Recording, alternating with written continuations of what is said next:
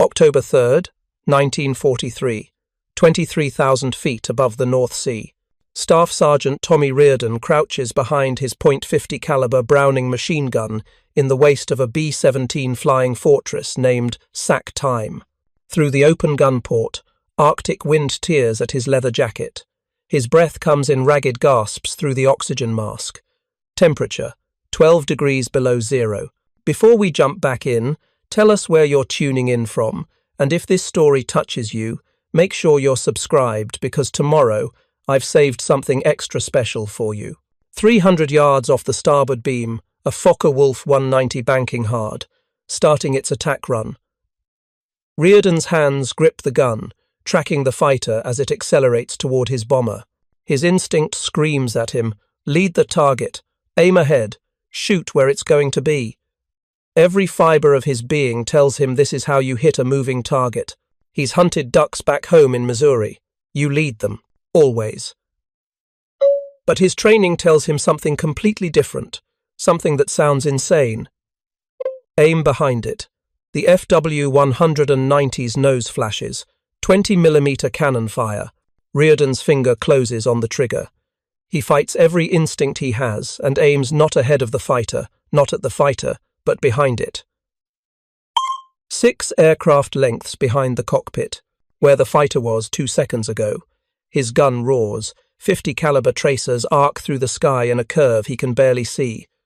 The fighter rolls. Smoke erupts from its engine cowling. It drops away, spiraling toward the grey water below. Reardon stares at his gun, then at the empty sky where the German fighter had been. Jesus Christ, he whispers.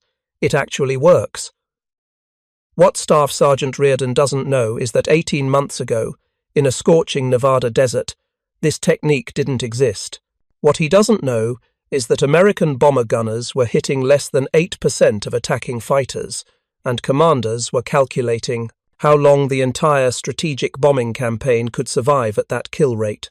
What he doesn't know is that a handful of instructors at a brand new gunnery school discovered something that contradicted everything marksmen had known for 1,000 years, and that this discovery would triple American aerial gunnery effectiveness, save thousands of lives, and fundamentally alter the course of the air war over Europe.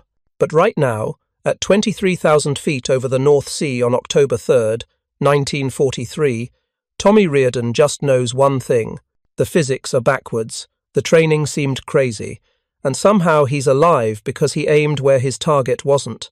To understand why aiming behind the target worked, you need to understand how catastrophically American bomber gunners were failing in 1943. The United States enters World War II with a strategy built on a single revolutionary idea. Heavily armed bombers, flying in tight formation, can defend themselves against enemy fighters through sheer volume of defensive fire. The B-17 Flying Fortress carries 13 machine guns. The B-24 Liberator carries 10. American planners believe these bristling formations will blast their way through German fighter screens, bomb targets in daylight with precision, and return home. The British know better. They've tried daylight bombing. They've watched their bombers torn apart by German fighters. By 1941, RAF Bomber Command operates exclusively at night, accepting reduced accuracy to survive. But American commanders remain convinced. Better bombers, better gunners, better tactics. They're wrong. The early combat data is brutal. February 1943. The 8th Air Force, operating from bases in England, begins sustained operations against German-occupied Europe. Initial missions against targets in France show promise. Fighter resistance is moderate. Losses are acceptable. But as the bombers strike deeper into Germany, the casualty rates explode. The mathematics are simple and terrifying. A bomber formation of 300 B-17 seconds carries approximately 3,900 defensive guns, manned by 3,900 trained aerial gunners. Against that wall of fire, German fighters should be committing suicide. But they're not dying, they're killing. August 17th, 1943. The first Schweinfurt-Regensburg mission. 376 B-17 seconds attack deep into Germany without fighter escort. Luftwaffe fighters swarm the formations. The gunners fire continuously. Tracer rounds fill the sky. And when the survivors stagger back to England, 60 bombers are missing, 20% of the attacking force. 600 men dead, wounded, or captured. October 14th, 1943. The second Schweinfurt mission. 291 B-17 seconds.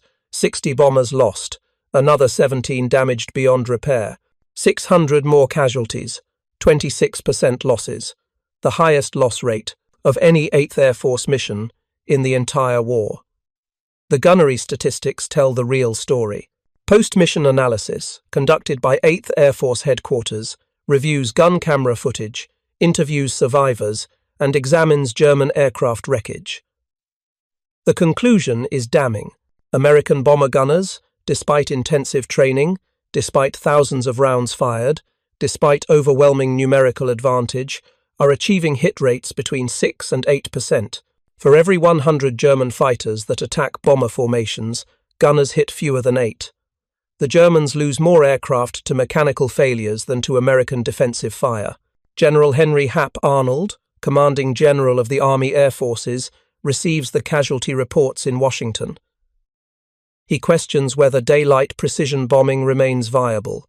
British Air Marshal Arthur Harris, head of RAF Bomber Command, privately remarks that the Americans are learning expensive lessons the British already paid for in blood, but the seeds of the solution have already been planted. 1,500 miles away, in the Nevada desert, at a dusty airfield north of Las Vegas, something unexpected is happening. If you're enjoying this deep dive into the story, hit the subscribe button and let us know in the comments from where in the world you are watching from today. January 1941. The United States Army Air Corps surveys potential locations for a flexible gunnery school. Requirements: excellent flying weather year-round, vacant land for gunnery ranges, sufficient distance from coastlines to avoid enemy submarine observation of training operations. Southern Nevada meets all criteria.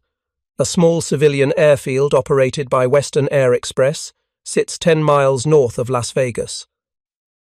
4 dirt runways. A single building with a telephone, a light beacon, nothing more.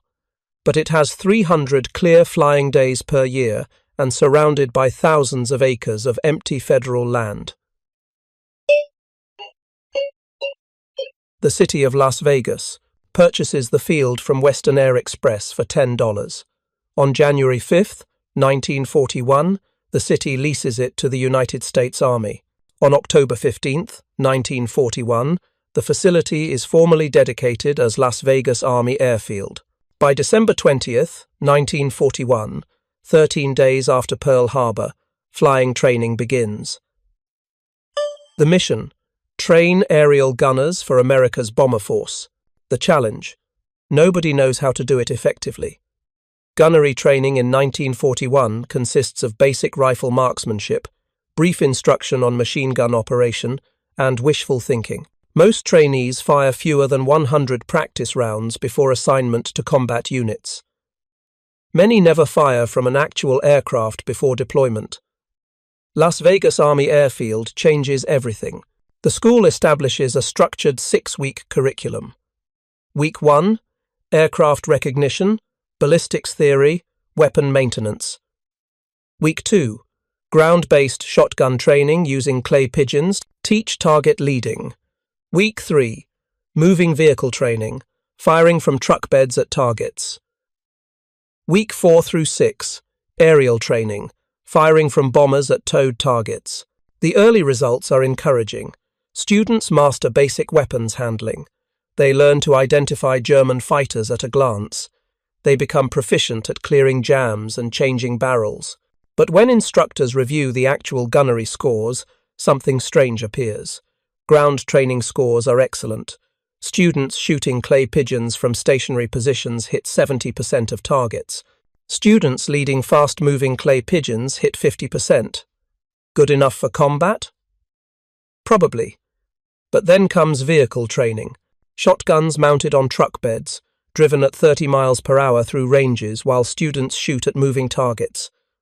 Suddenly, hit rates collapse. 20%. 15%, sometimes lower. Students who were hitting 70% yesterday can barely hit 20% today. Instructors can't explain it. The students are using the same technique, leading the targets, aiming ahead, but something fundamental has changed, and nobody understands what. Staff Sergeant Robert Hayes, an aerial gunnery instructor with a high school education and no formal physics training, watches his students fail another vehicle gunnery test. 12 men, 2 hours of firing, 300 rounds expended, hit rate 17%. Hayes knows these students. They're not incompetent. They mastered stationary shooting. They understood target leading, but put them on a moving vehicle, and they might as well be blind. That night, Hayes sits in his barracks room, sketching diagrams on notebook paper. He draws a truck moving forward at 30 miles per hour. He draws a clay target moving perpendicular to the truck's path. He draws the trajectory a shotgun pellet would take if fired from the truck. And then he sees it. The pellet doesn't travel straight. It can't. When fired, the pellet already possesses the forward momentum of the truck, 30 miles per hour, carried into the pellet's trajectory. The pellet curves forward, following a ballistic path that combines its muzzle velocity with the truck's ground speed. If a student aims ahead of the target, the way ground-based shooters do, the pellet's curved path carries it even further ahead. The student misses in front. To compensate, the shooter must aim not ahead, but behind. The truck's forward momentum will curve the pellet's path forward into the target's future position.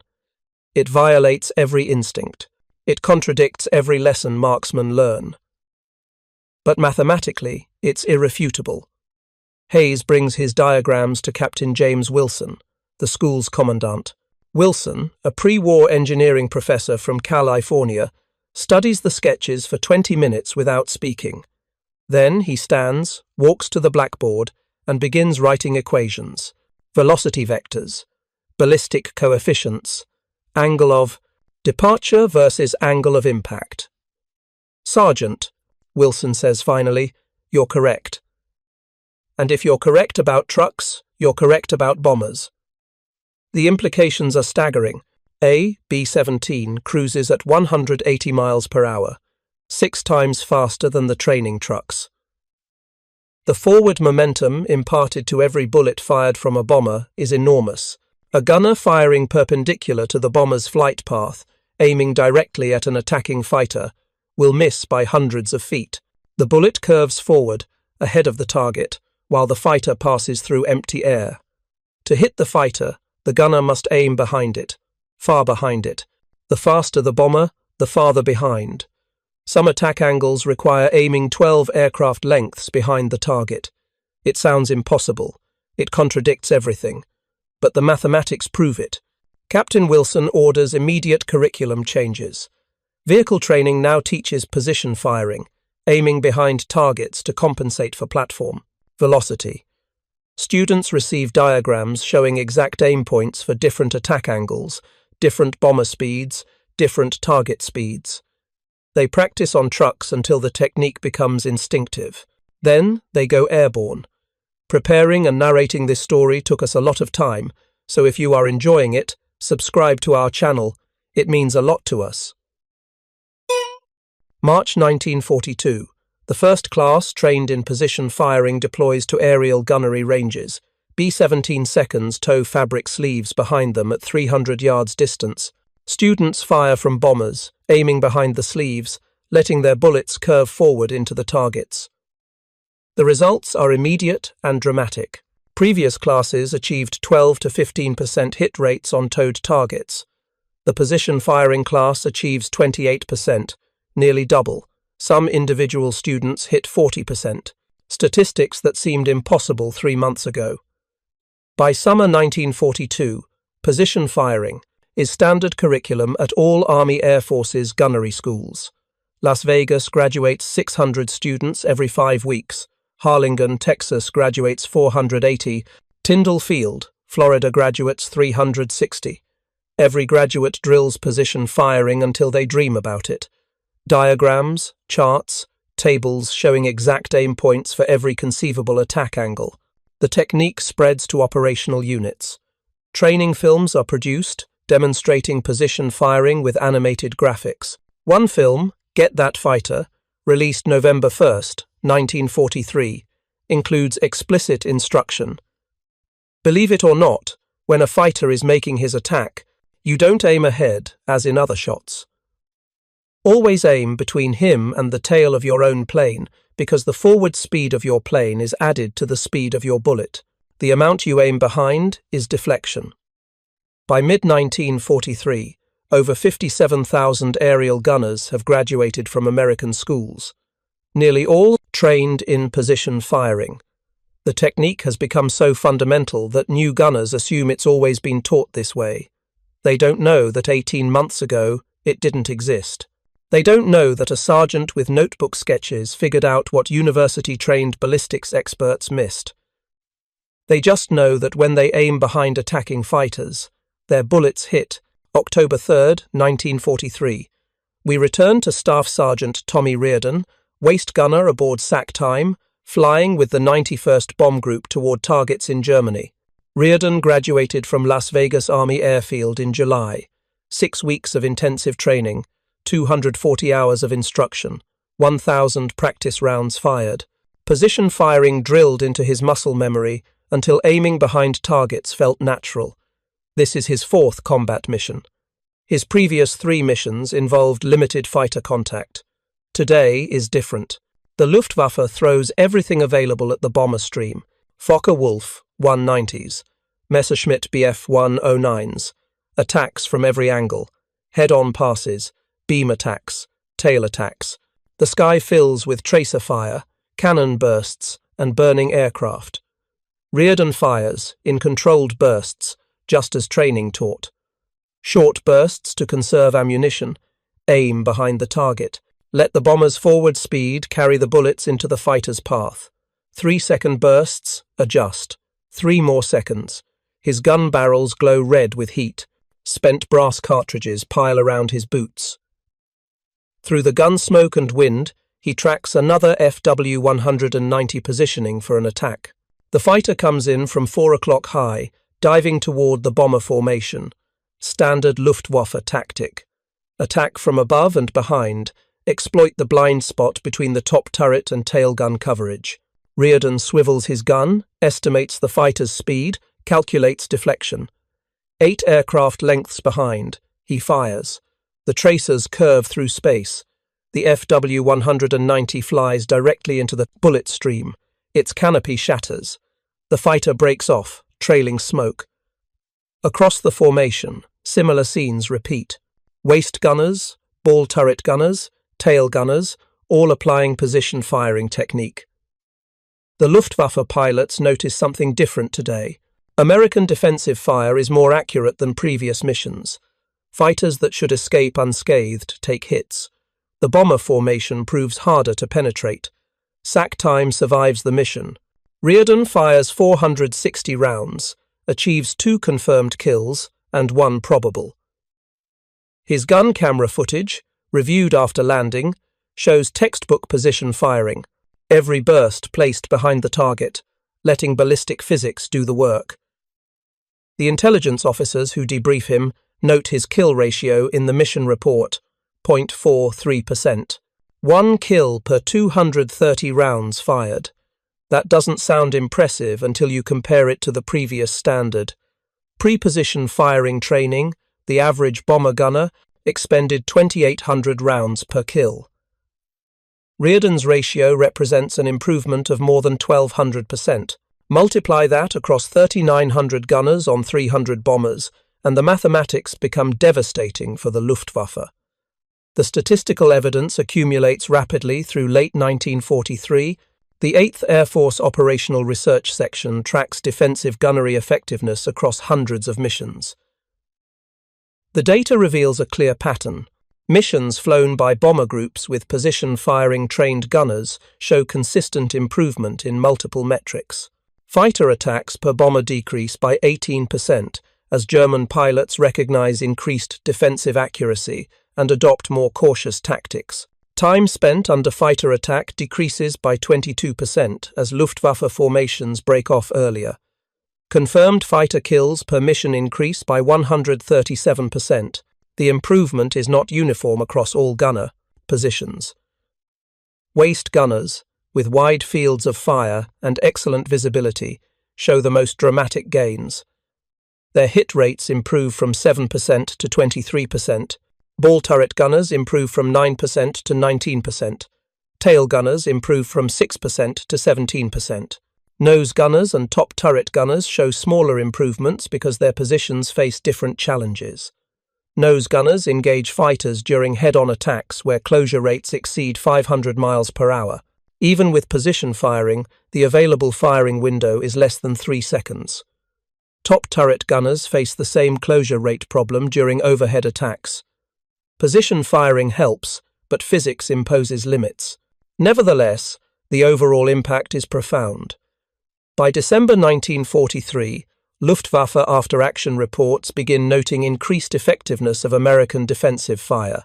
A captured German fighter pilot, interrogated in January 1944, states, "The American gunners have become significantly more dangerous since summer. Previously, we could attack from beam angles with reasonable safety. Now, beam attacks result in unacceptable losses. We are forced to use head-on attacks exclusively, despite their difficulty. Head-on attacks are more dangerous for the fighters. They require exceptional pilot skill, offer smaller target profiles, and provide minimal firing time. The Luftwaffe's forced tactical shift represents a strategic victory, achieved not through new weapons or additional bombers, but through improved gunnery training developed in the Nevada desert.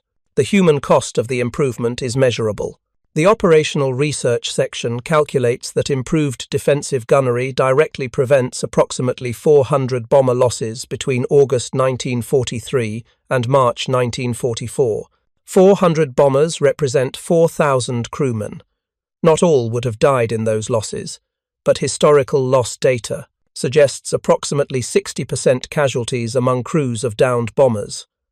Position firing training likely saves 2,400 American lives during that 8-month period. Secondary effects prove equally important. German fighter pilots forced to adopt riskier attack tactics suffer increased losses. Luftwaffe records show fighter losses in combat with American bombers increase from 28 aircraft per month in early 1943 to 47 per month by early 1944. Some of this increase results from improved American fighter escorts, but intelligence analysis attributes approximately 30% of the increase to improved bomber defensive fire. The psychological impact on bomber crews cannot be quantified but proves significant. Gunners trained in position firing report higher confidence levels. They believe their training works because they see results. Gun camera footage confirms their kills. Fellow crewmen survive because gunners can defend the aircraft effectively. Morale improves. Re-enlistment rates among gunners increase. If you find this story engaging, please take a moment to subscribe and enable notifications. It helps us continue producing in-depth content like this. But position firing is not the complete answer. Even with improved technique, bomber gunners face overwhelming challenges. German fighters attack from multiple directions simultaneously. They use sun angles to blind gunners. They employ rocket attacks from outside effective machine gun range. They focus on stragglers and damaged bombers unable to maintain formation. No amount of training can overcome these tactical realities. Technology joins the solution in late 1943. The K-14 computing gun sight, developed by the British as the Mark II gyro gun sight and manufactured under license in America, begins appearing on fighters and some bomber turrets. The K-14 uses gyroscopes and mechanical computers to automatically calculate deflection based on target range, speed, and angle. The gunner simply tracks the target with the sight reticle, and the gun sight projects the correct aim point. The K-14 represents the technological evolution of what position firing proved manually. Both solve the same problem, compensating for the complex ballistics of firing from a moving platform at a moving target. Position firing requires the gunner to estimate and apply deflection mentally. The K-14 calculates deflection automatically. Together, They represent sequential steps in the same solution. By 1944, advanced gunnery schools begin teaching both techniques. Students learn position firing fundamentals first, because understanding the physics makes them better gunners even with computing sights.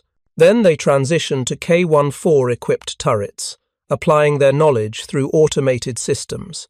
The combination proves devastatingly effective, but the fundamental breakthrough occurred in early 1942 at Las Vegas Army Airfield, when Sergeant Robert Hayes drew sketches on notebook paper and realized bullets inherit the velocity of the platform that fires them. That insight, developed by a man with no formal physics education, transformed American aerial gunnery and altered the course of the strategic bombing campaign. Hayes himself never seeks recognition. He continues teaching at Las Vegas Army Airfield through 1943, trains thousands of students in position firing, and musters out of service in 1945 with the rank of technical sergeant. His service record notes, contributed significantly to improved gunnery training methods. No elaboration, no medals, no publicity.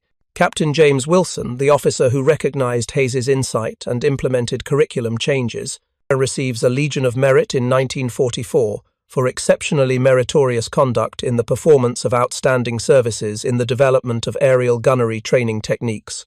The citation does not mention position firing specifically, but Wilson knows.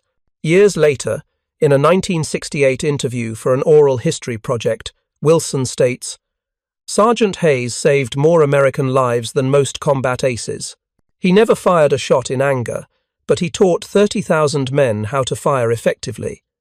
The mathematics of warfare sometimes favor the teacher more than the warrior." Tommy Reardon, the waist gunner whose story opened this narrative, completes 28 combat missions with the 91st Bomb Group. He survives the war with 7 confirmed kills and 4 probables, exceptional numbers for a waist gunner. After the war, he returns to Missouri, works as a grain elevator manager, and rarely discusses his service. In a 1982 interview with a local newspaper, he mentions position firing briefly.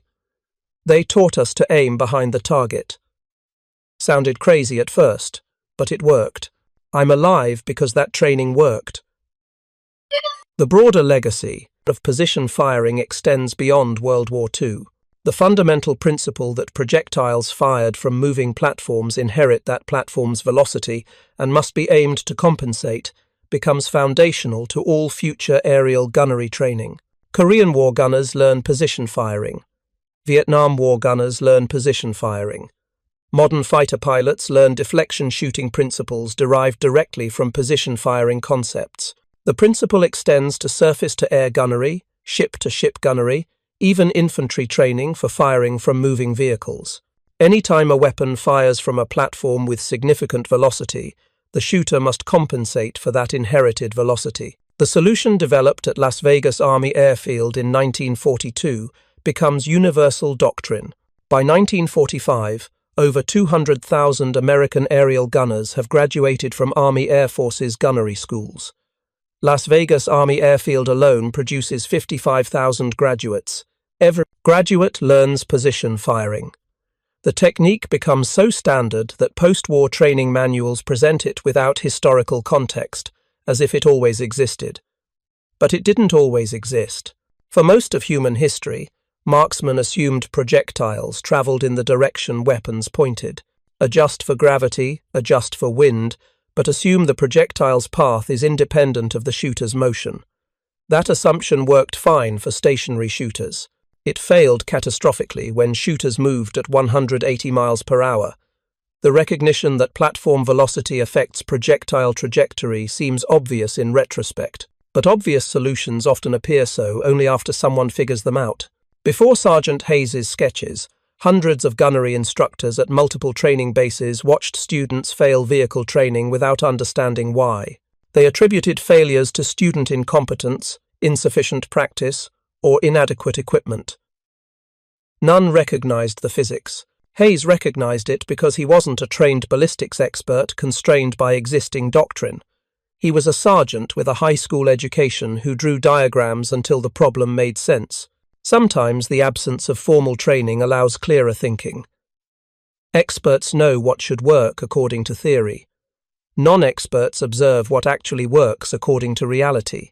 The second Schweinfurt mission on October 14, 1943, Black Thursday, represents the crisis point that validates position firing's importance.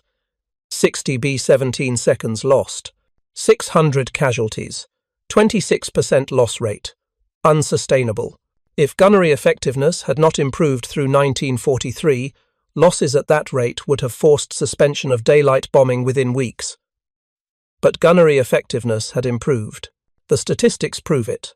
August 1943 raids showed 8% gunner hit rates. October 1943 raids showed 19% hit rates. By December 1943, hit rates reached 23%. The improvement resulted directly from position firing training implemented at Las Vegas Army Airfield and adopted service-wide. 23% is still not high. More than 3/4 of shots still miss, but improving from 8% to 23% represents a nearly threefold increase in effectiveness. That increase means more fighters damaged or destroyed, more fighters breaking off attacks early, more bombers surviving to target, more crews coming home. The mathematical impact cascades through the strategic bombing campaign. Each percentage point improvement in defensive gunnery reduces German fighter effectiveness, which reduces bomber losses, which allows larger formations, which increases bombing accuracy, which degrades German industrial capacity, which weakens German military capability. The chain of causation extends from Sergeant Hayes's notebook sketches to the collapse of German war production. This is not hyperbole. Post-war analysis by the United States Strategic Bombing Survey examines every factor contributing to Allied victory. The survey identifies improved bomber defensive gunnery as a significant secondary factor enabling the strategic bombing campaign's success. Primary factors include long-range fighter escorts and overwhelming numerical superiority, but position firing ranks among the top 10 secondary factors. A training technique developed in the Nevada desert joins the list of elements that won the air war over Europe. Thank you for watching. For more detailed historical breakdowns, check out the other videos on your screen now, and don't forget to subscribe. The final irony of position firing is its simplicity. The technique requires no new weapons, no advanced technology, no industrial production. It requires only understanding ballistic physics and teaching gunners to apply that understanding. The solution cost the Army Air Forces nothing, beyond revised training manuals and instructor retraining. Implementation time: 6 weeks. Cost per student: $0 additional. Compare this to other attempts to improve bomber defensive capabilities during the same period. The YB-40 gunship variant of the B-17, equipped with additional guns and ammunition, cost $8 million to develop and proved operationally useless. Advanced turret designs cost $120 million and entered service too late to affect most of the war. Radar-directed gun systems cost $300 million and achieved only marginal improvements. Position firing cost nothing and saved thousands of lives.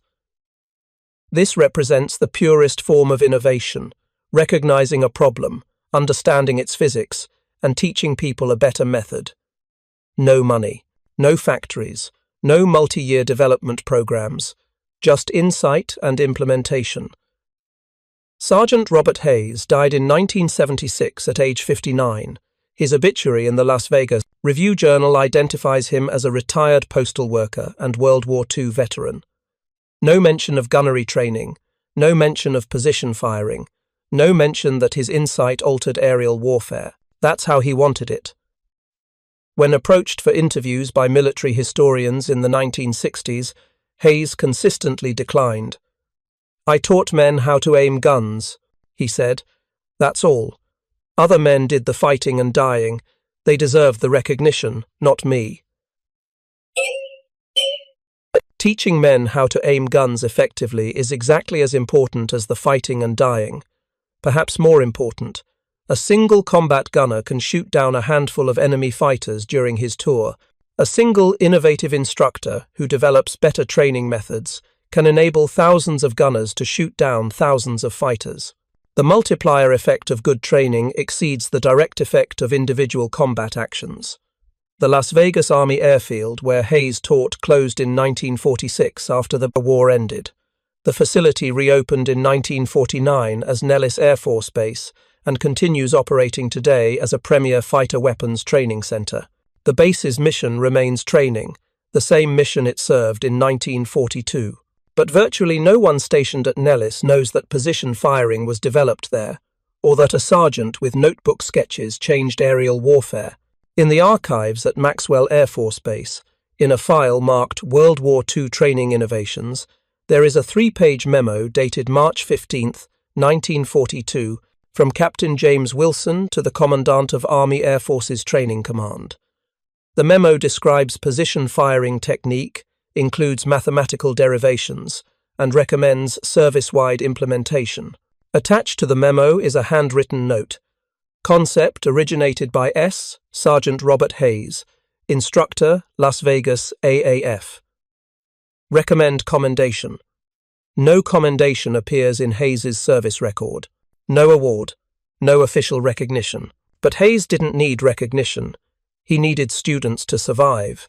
30,000 men trained by Hayes or by instructors Hayes trained went to war with knowledge that saved their lives and the lives of their fellow crewmen. That's the only recognition that mattered.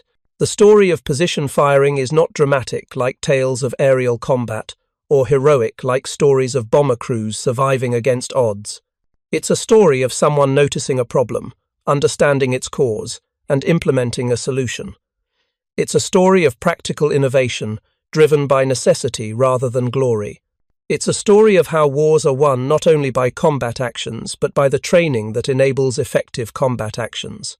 When Staff Sergeant Tommy Reardon aimed behind that Focke-Wulf 190 on October 3, 1943, he wasn't thinking about physics or innovation or training methodology. He was thinking about survival. His training gave him a technique that worked, even though it contradicted every instinct. He trusted the training because his instructors trusted Sergeant Hayes's insight. That chain of trust from Hayes's sketches to Wilson's implementation to gunnery school instruction to combat application represents how military organizations succeed. Good ideas must travel from the bottom up. Leaders must recognize good ideas regardless of source. Implementation must occur rapidly, and training must be so thorough that soldiers trust counterintuitive techniques under fire. Position firing embodies all these elements: a sergeant's insight, a captain's recognition, rapid service-wide implementation, training so thorough that gunners aim behind targets despite every instinct screaming otherwise. The result? Thousands of lives saved, combat effectiveness tripled, strategic bombing campaign sustained through its most critical period. This is how you win wars, not with single dramatic actions, but with systematic improvements in training, tactics, and technique. Not with heroes, but with sergeants who sketch diagrams on notebook paper until they understand why students are failing. Not with glory, but with quiet competence that multiplies across thousands of soldiers doing their jobs more effectively. Sergeant Robert Hayes never wanted recognition. He got his wish, but he deserves recognition anyway. He deserves remembrance as the man who figured out that bullets inherit velocity, who understood that aiming behind targets makes ballistic sense, and who taught 30,000 men how to survive aerial combat by trusting physics over instinct. The bomber gunners who came home because of Hayes's insight never knew his name. Their families never knew his name, but they lived because of what he figured out. That's enough. That has to be enough. Sometimes the greatest contributions to victory are made by people whose names are forgotten, whose insights are taken for granted, whose innovations become so standard that no one remembers they once didn't exist. Position firing is now forgotten. Modern aerial gunnery is automated, computer-controlled, radar-directed. Human gunners no longer crouch behind machine guns in freezing aircraft, manually calculating deflection angles. But the principle Hayes discovered that projectile trajectories must account for platform velocity remains foundational to every targeting system in every military in the world. That's Hayes's legacy. Not fame, not recognition, just a fundamental truth about physics that saved thousands of lives and changed how humans fight wars in 3 dimensions. And somewhere in the Nevada desert, where Las Vegas Army Airfield once trained 30,000 gunners, where Sergeant Robert Hayes once taught students to aim behind targets, the wind still blows across empty runways, and the sun still beats down on empty ranges, and nobody remembers that this was where someone figured out how to save the strategic bombing campaign by drawing sketches on notebook paper. But we remember. And that has to be enough. The mathematics of survival are written in tracer rounds and empty chairs at morning briefings. Each percentage point improvement in gunnery accuracy translates directly to human lives. This is not abstract. This is not theoretical. This is Staff Sergeant Michael Chen, ball turret gunner from San Francisco, who comes home in 1944 because his training taught him to aim 3 aircraft lengths behind a diving Messerschmitt. This is Technical Sergeant James O'Brien, tail gunner from Boston, who survives his 25th mission because position firing gave him the confidence to hold his fire until the optimal moment, then place his burst exactly where physics demanded it should go. The ripple effects of Hayes's insight extend far beyond individual survival stories. Consider the strategic implications. In early 1943, before widespread position firing training, the 8th Air Force could sustain approximately 3 major raids per month before losses forced operational pauses to rebuild strength. Bomber production could not keep pace with combat losses. Crew training pipelines struggled to replace casualties. Commanders faced a brutal calculation: continue operations at unsustainable loss rates or suspend the strategic bombing campaign entirely. Position firing changes this equation fundamentally. By reducing bomber losses through improved defensive gunnery, the technique extends operational tempo. By late 1943, the 8th Air Force sustains 4 to 5 major raids per month. This represents a 30 to 60% increase in operational capacity achieved not through additional resources, but through better training. More raids mean more targets destroyed, more German resources diverted to air defense, more pressure on German industrial production. The German response reveals the technique's effectiveness. Luftwaffe fighter tactics evolve specifically to counter improved American gunnery. In early 1943, German fighters routinely attacked bomber formations from beam angles, 6 o'clock level, and shallow dive angles. These approaches offered good firing opportunities for the fighters, while minimizing exposure to bomber defensive fire. Gun camera footage from this period shows German fighters making multiple passes, sometimes following bomber formations for 10 to 15 minutes, attacking methodically until the bombers went down. By early 1944, Luftwaffe tactics shift dramatically. Beam attacks virtually disappear from German fighter doctrine. 6 o'clock level attacks become rare. Instead, German fighters employ almost exclusively head-on attacks, diving attacks from 12 o'clock high, and rocket attacks from outside effective defensive gun range. Why? Because American defensive fire from beam and tail positions has become too accurate. The Luftwaffe cannot sustain losses from tactics that once worked reliably. A captured Luftwaffe fighter pilot, Lieutenant Klaus Hoffmann, interrogated at Fort Hunt in February 1944, provides explicit testimony. In 1942 and early 1943, we could attack American bomber formations from the side with good success. The defensive fire was heavy but inaccurate. We accepted the risk because our kill rates justified it. But since mid-1943, something changed. The American gunners became much more accurate. Beam attacks that should have been survivable resulted in aircraft damage or loss. Our Gruppe commander ordered us to abandon beam attacks entirely and use only head-on or rocket attacks.